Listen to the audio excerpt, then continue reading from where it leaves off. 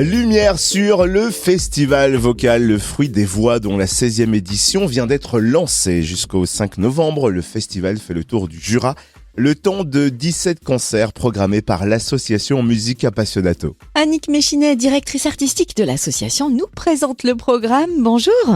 Bonjour. Alors comme son nom l'indique, le festival vocal, Le Fruit des Voix, met à l'honneur la voix chantée, et ce depuis 16 ans déjà. Qu'est-ce qui a donné l'impulsion du festival au départ ? Alors, ce qui a donné cette impulsion, c'est que je suis chef de chœur et que je montais des projets de création avec une compagnie de jeunes qui a existé pendant plus de 15 ans, qui s'appelait Rouge Malice. J'ai toujours d'ailleurs un chœur de femme aussi, et on est spécialisé dans les musiques du monde, mais aussi avec Rouge Malice, on faisait des projets de création en lien avec des musiciens de tous les univers musicaux, et où moi j'allais chercher la voix dans toute sa singularité au niveau timbre, sa rencontre avec les musiques actuelles. Et ces rencontres avec tous ces musiciens m'ont donné envie d'impulser cet événement centré sur la voix en lien avec les musiques actuelles. Le festival Le Fruit des Voix a déjà démarré. Il se poursuit ce soir à la salle des fêtes de l'Étoile, près de Lons-le-Saunier. Qui sera sur scène ? Eh bien, ce sera un duo, le duo Nanani, un duo avec la chanteuse Lilia Ruocco et une accordéoniste, Léa Lacha. La chanteuse Lilia Ruocco est d'origine italienne. On l'a déjà beaucoup vue dans le festival, mais aussi dans des interventions pédagogiques. Et là, elle présente un répertoire qui s'immerge dans le sud de l'Italie des années 80, lors des fêtes familiales napolitaines.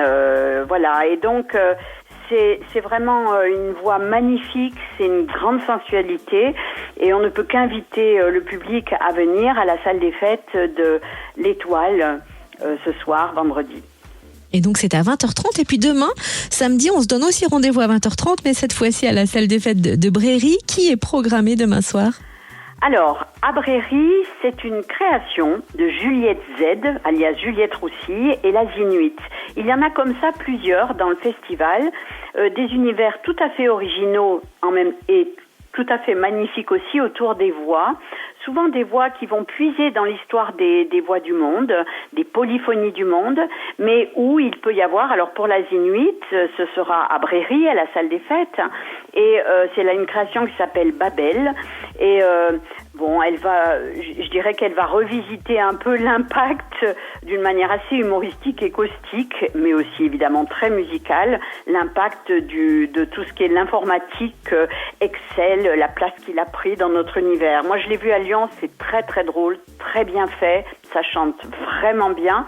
C'est une très belle création dans un des villages, comme peut-être vous le savez ou vous ne le savez pas, mais cette année, nous allons à la rencontre d'énormément de villages du Jura. C'est pas par hasard que cette année, nous avons nommé le festival vocal Territoire du Jura.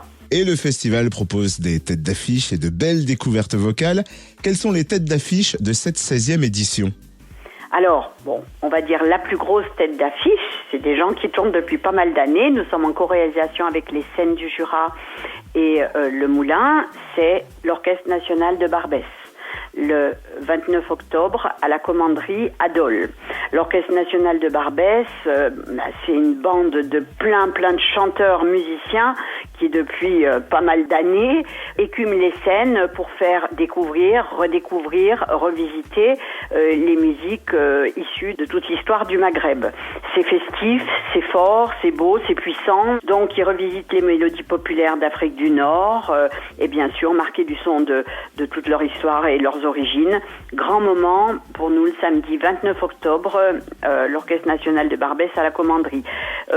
En dehors des Dark Daughters qui se sont produits mardi soir au théâtre, l'autre tête d'affiche pour nous, c'est aussi quelqu'un de pas tout jeune, c'est Steve Waring.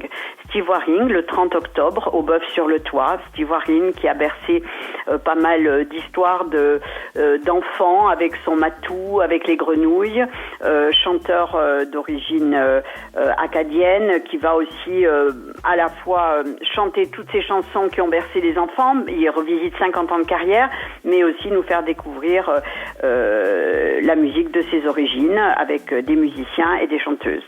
Et donc, il nous donne rendez-vous le dimanche 30 octobre à 16h30 au Bœuf sur le Toit de Lons-le-Saunier. Et quelles sont les autres belles découvertes que l'on va pouvoir faire durant ce festival vocal Le Fruit des Voix ? Alors, difficile de tout dire, mais moi, j'ai envie de mettre l'accent sur sur 4 personnes, mais regroupées par 2. Nico Saro, qui a été demi-finaliste de The Voice en 2021, qui a une voix absolument extraordinaire. Nico Saro, on dirait un peu une voix à la Jeff Buckley. C'est vraiment un univers pop, rock, qui va se produire au Bœuf sur le Toit le 22 octobre. Et puis, la veille, il y aura eu Who's the Cuban, avec en première partie Funny Funky. C'est un septet instrumental vocal qui va mêler les musiques cubaines, caribéennes, à un rock plutôt psychédélique. Alors, une information importante, Who's the Cuban devait avoir lieu à Champagnole, et en fait, pour des raisons techniques, nous l'avons déplacé au Moulin.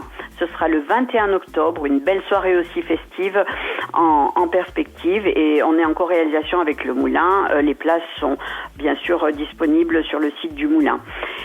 Et puis, il y a 2 jeunes chanteuses françaises, Leila Huissoud, qui va se produire à Cranceau, et Louise Haussmann, qui va se produire à Macornet.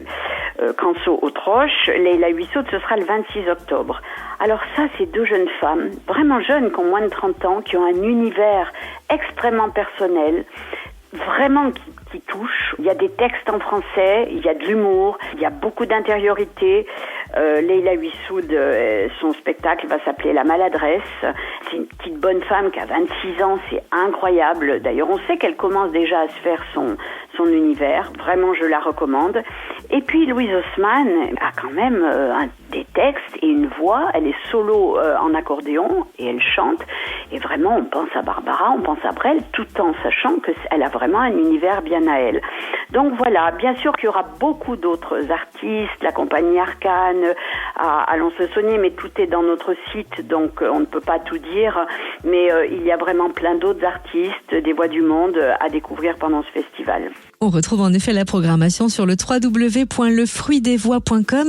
Merci pour toutes ces précisions, Annick Méchinet, directrice artistique de l'association Music Appassionato, qui organise ce festival vocal Le Fruit des Voix, territoire du Jura, qui se poursuit jusqu'au 5 novembre. Merci beaucoup à vous.